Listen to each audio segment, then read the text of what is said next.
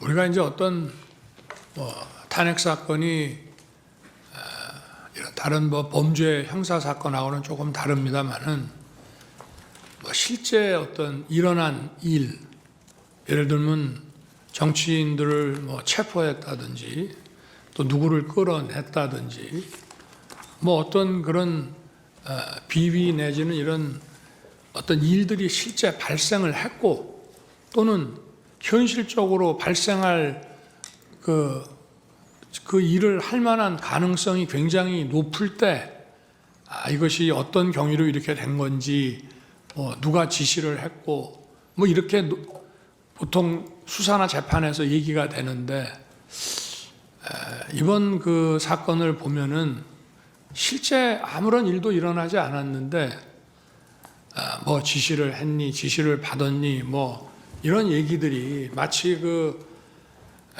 어떤 호수 위에 떠 있는 달그림자 같은 거를 쫓아가는 그런 느낌을 좀 많이 받았고요. 저도 국군 통수권자로서 우리 훌륭한 그 장군들의 그 진술에 대해서 이러니 저러니 제가 말을 섞고 이러고 싶지는 않습니다만은 아까도 전반적으로 나온 그런 얘기의 취지는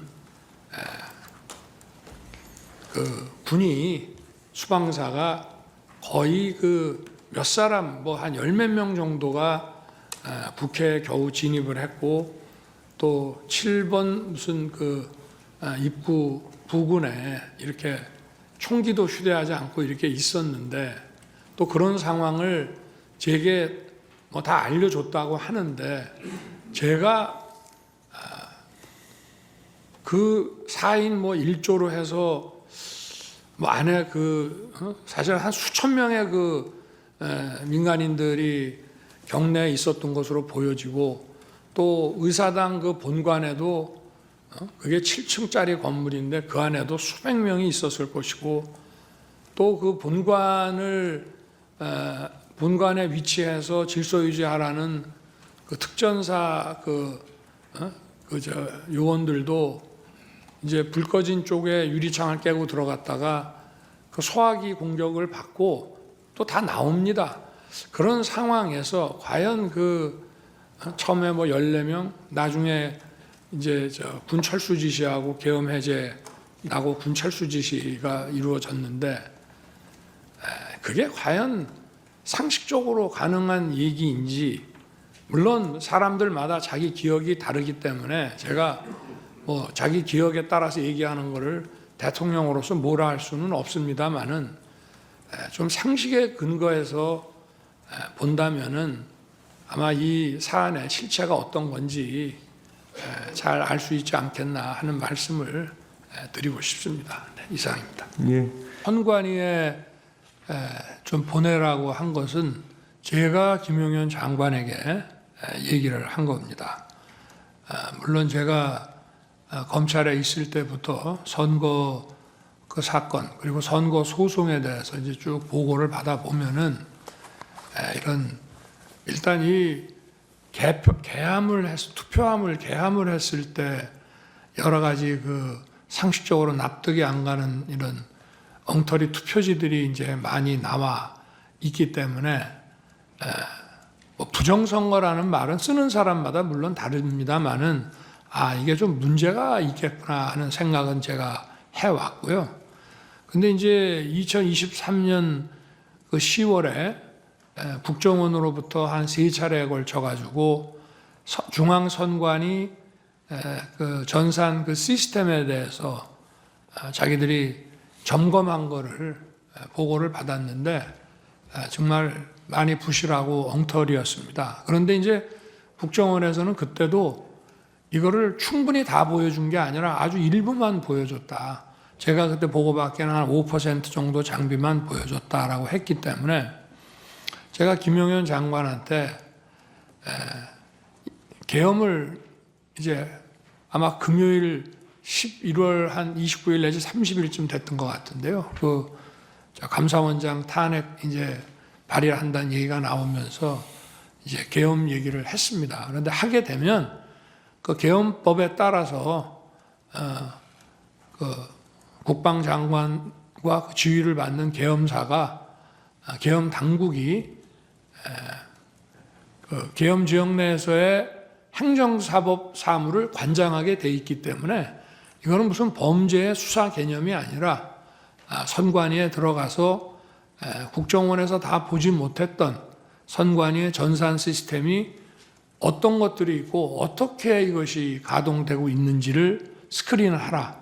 그렇게 해서 이제 계엄군이 들어간 것으로 저는 이제 알고 있는데, 제가 이제 계엄 해제를 하고 나가지고 언론에 보니까 저도 방첩사나 사이버사가 투입이 된 줄 알았는데 이 정보사가 들어가고 나머지는 뭐 근처에 있으면서 들어가지 못하고 왔다고 하는 보도를 제가 봤습니다. 그래서 제가 그때는 김용현 장관이 구속되기 전이라 이게 정보사가 갔느냐 하니까 IT 요원들이 거기가 좀 실력이 있어서 그렇게 보냈습니다라고 이제 보고를 받았고요. 그래서 아마 방첩사는 저 근처까지 갔다가 이제 못 들어갔을 것이고, 그 여론조사 꽃도 제가 가지 말라고 이제 아마 그게 자기들 그 계획에는 있었는지 모르겠는데 제가 그거는 하지 마라 그래서 가다가 거기는 이제 중단했을 것이고요. 그리고 이거는 이제 포고령에 따른 수사 개념이 아니라 행정사법 사무를 관장하기 때문에 정부 부처나 공공기관 같은 데는 계엄군이 들어갈 수 있다고 저는 판단했습니다. 그렇게 해서 기본적인 그 관계를 확인하는 것이고, 그 다음에 이제 지금 뭐 제가 그 장관에게 얘기할 때는 이거는 계엄의 형식을 빌린 대국민 호소고 국회 그 해제 결의가 있으면은 즉시 할 것이다라고 얘기를 하지만 저 역시도 그런 내용은 해제하고 설명을 해야지, 저도 국무위원들한테 그 얘기는 계엄 전에는 얘기할 수가 없는 겁니다. 마찬가지로 국방장관도 지휘관들, 사령관들한테는 이 계엄은 곧 해제될 계엄이고 전체 군 투입은 얼마 안 된다, 이런 얘기를 안 하고 이제 필요한 그 대통령의 선포에 따라서 각자 맡은 업무를 하도록 했기 때문에 각자 정해진 매뉴얼대로 하다 보니까 저나 장관이 생각한 것 이상의 어떤 그 조치를 준비를 했을 수는 있습니다만은 지금 여기 방첩사는 이제 합수본으로 나가게 돼 있고, 그리고 이제 육군참모총장은 계엄사령관으로 이제 발령을 이미 받았죠, 그거는. 그런데 합수본부나 계엄사령부가 그 조직이 만들어지기도 전에 국회의 해제 요구에 따라서 군 철수 지시를 하고, 그리고 군 철수 지시하기 전에 벌써 제가 국무위원들을 부릅니다. 나와서 비상계엄 해제를 하려면은 국무회의를 해서 또 해제를 해야 되기 때문에 집에 들어간 국무위원들을 나오게 하고 그 시간까지 기다리기가 뭐해서 저 장관하고 계엄사령관을 불러서 저 군을 철수시켜라. 특히 국회에 있는 군은 이동수단이 도착하기 전이라도 무조건 경내에서 빼내라. 이제 이렇게 하고, 그리고 기다려도 이제 저 국무위원들이 빨리 도착을 안 하니까 제가 먼저 브리핑룸으로 가서 군은 철수시켰고 이제 정족수가 채워지면 계엄 해제는 곧 한다, 이렇게 이제 발표를 합니다. 그래서 지금 뭐 여러 가지, 아까도 제가 말씀을 드린 게 아무 일도 안 일어났다는 말씀을 아까 드렸고요.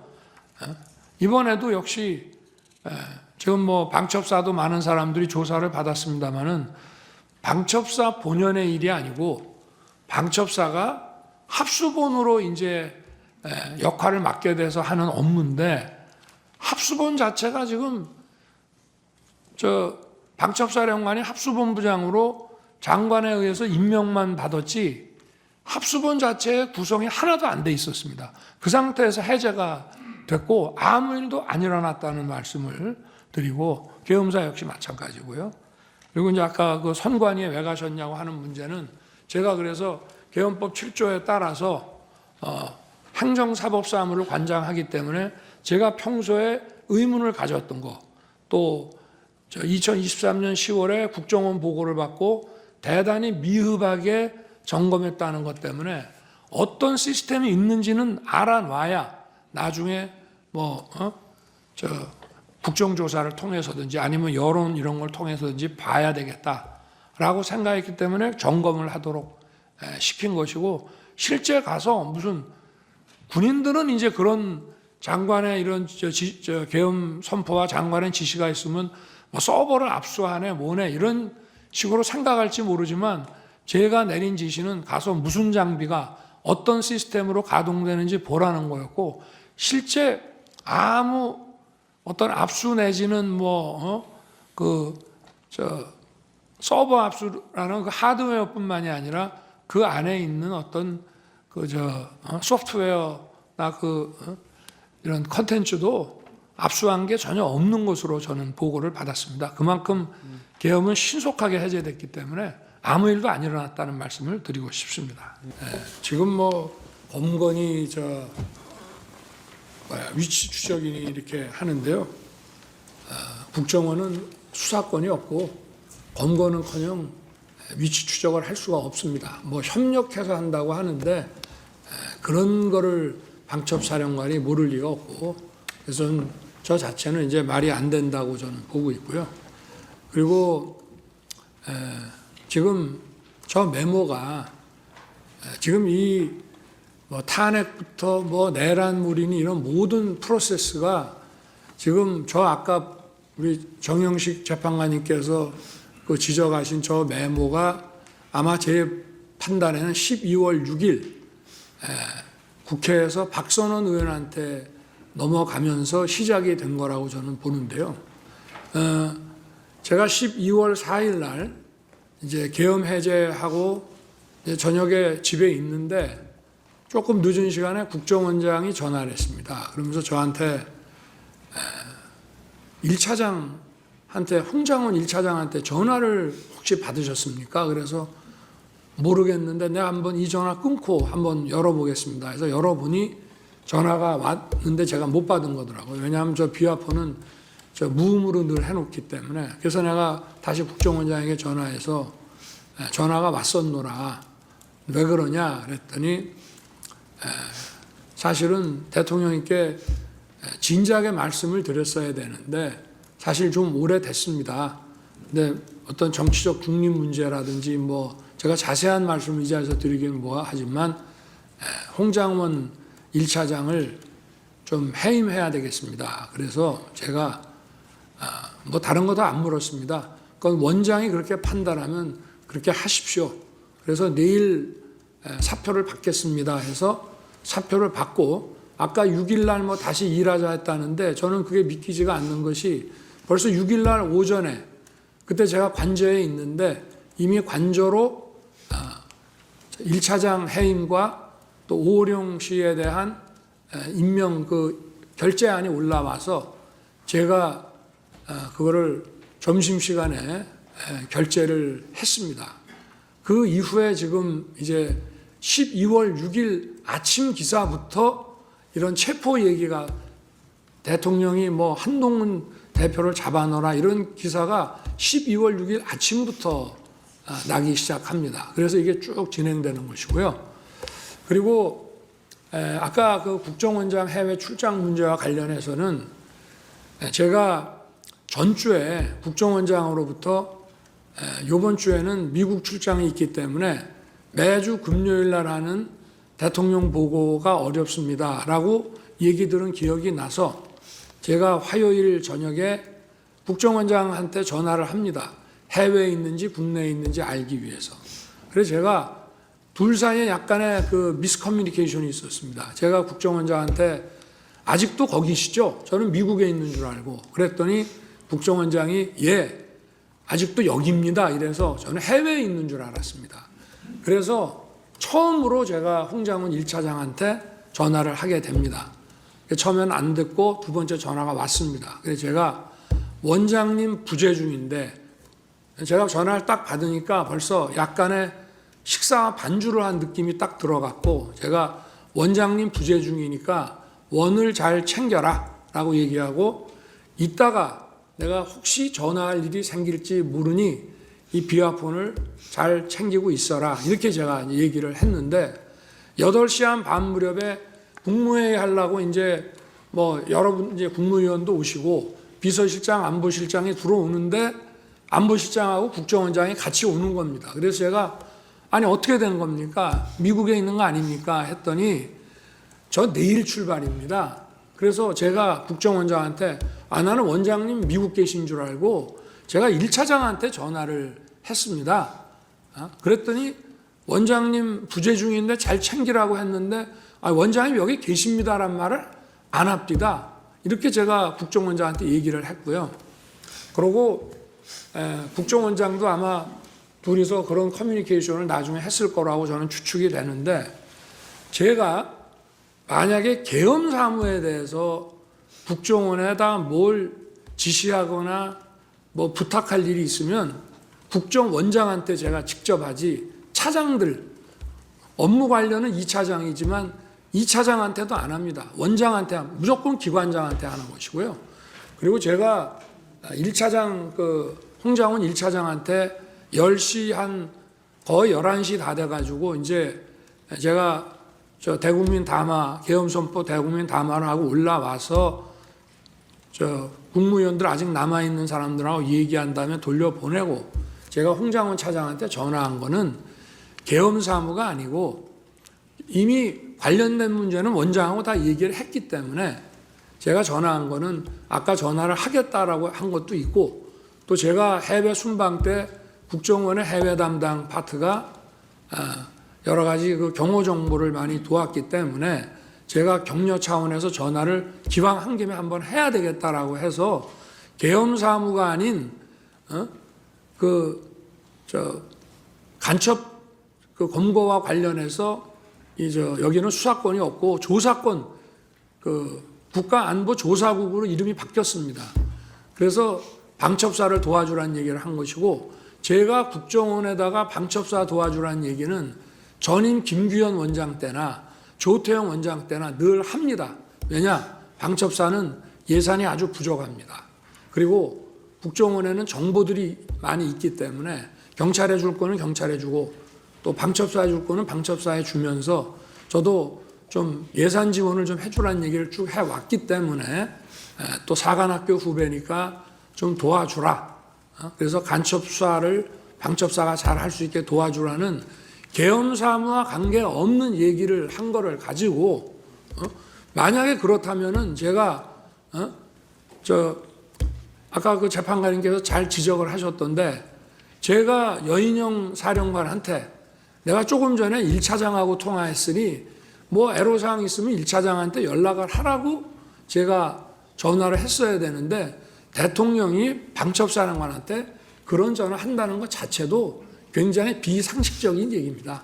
그리고 방첩사령관이 1차장의 사관학교 후배긴 하지만 엄연한 기관장이고 계엄이 선포되면 방첩사령부가 사실상 국정원의 우위에 있기 때문에 뭐 차장 더구나 담당 2차장도 아닌 1차장한테 계엄 사무와 관련한 이런 무슨 부탁을 한다는 게 만약에 할 거면은 방첩사령관은 국정원장한테 해야 됩니다. 기관장끼리. 그리고 계엄이 선포돼서 여기가 합동수사본부가 되면요.